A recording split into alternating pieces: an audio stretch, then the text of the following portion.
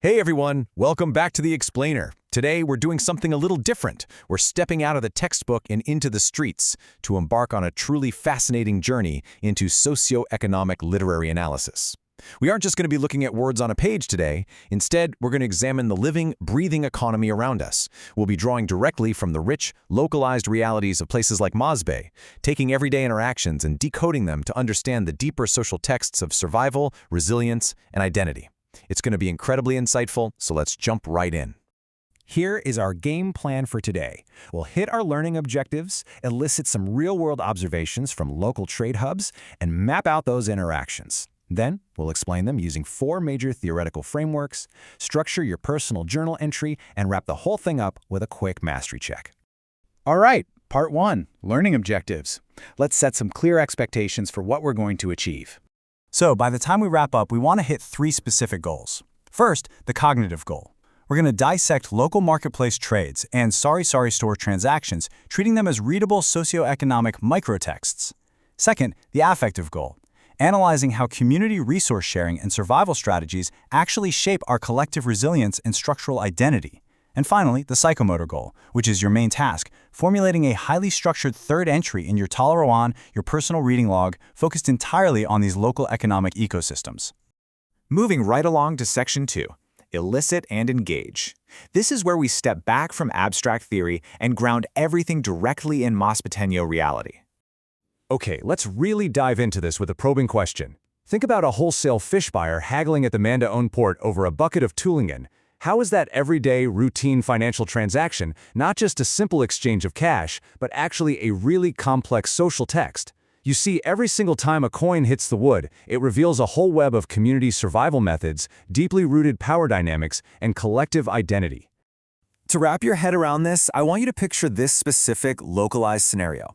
Down at Mangalano's small copra buying station near the Mandaean transport terminal, the final payout isn't just decided by the heavy iron needle on the scale. Imagine a regular farmer comes down from an upland sitio, and there's news of a sudden family illness. Well, that chalk ledger on the wooden post? It just absorbs another delayed line under abono, and advance.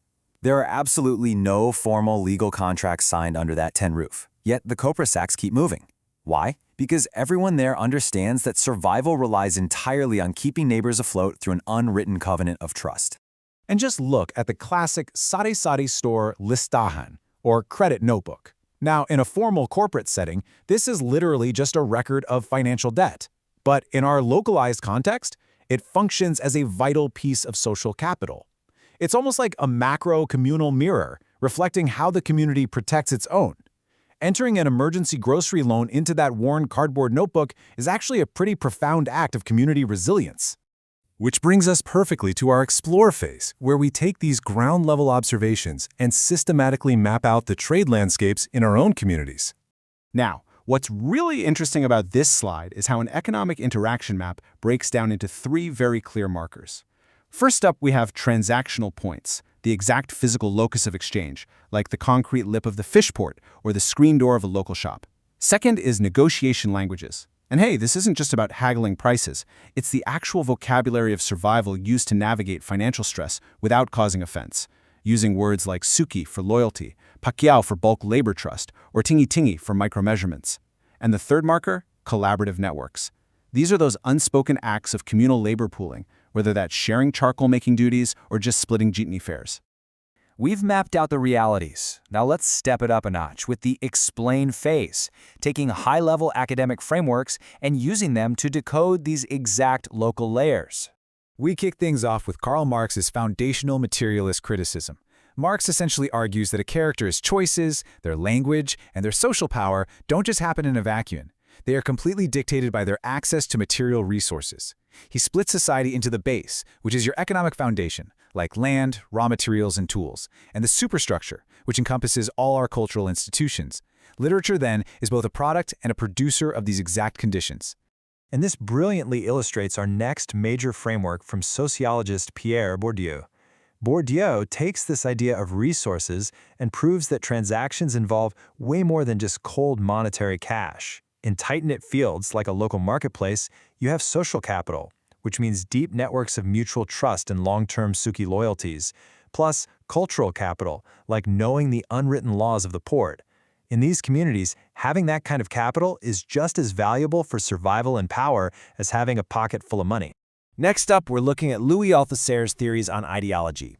He suggests that workplaces and trade centers act as arenas of containment, where economic systems exert constant pressure on individuals. But, and here is the fascinating part, people show incredibly subtle, powerful forms of resistance and agency. By creating informal economies, unwritten labor pacts at the dock, and community credit lines, they figure out how to manage their survival completely outside of formal, state-regulated banking structures. Finally, we bring in post-colonial materialist scholar Gayatri Spivak. Her theories zero in on the subaltern, the marginalized working-class communities. Because formal corporate banking systems and international global networks frequently exclude them entirely, these provincial communities literally build their own authentic alternative networks of survival. So a fish broker's informal ledger or a bayanihan labor pool, that is not a failure of modern banking. It is a massive, profound assertion of self-determination and alternative economic agency.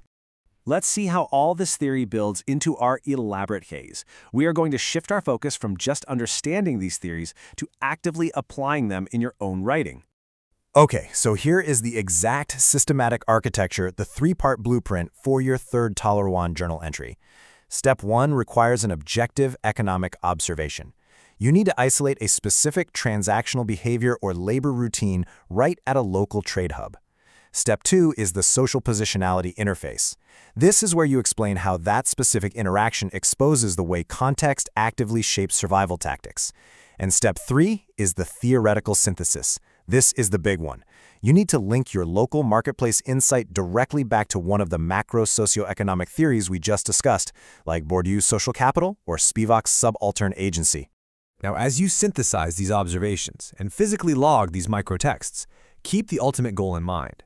When you review your completed entries, your street log, your domestic home log, and now this market log, they need to form a complete, three-layered baseline representation of your specific localized context and identity. You're not just taking notes, you are documenting the living economy of your community. All right, we have covered a tremendous amount of ground. Section 6, Evaluate. Let's do a rapid-fire formative assessment to check our mastery of these concepts. Here is our first scenario. Imagine a literary critic is analyzing a contemporary short story set in a small sari-sari store in Poblacion. If they are specifically using Pierre Bourdieu's theoretical framework, what exactly is that critic primarily looking to find in the text? So the crucial point is they're looking for how characters trade monetary capital right alongside social capital.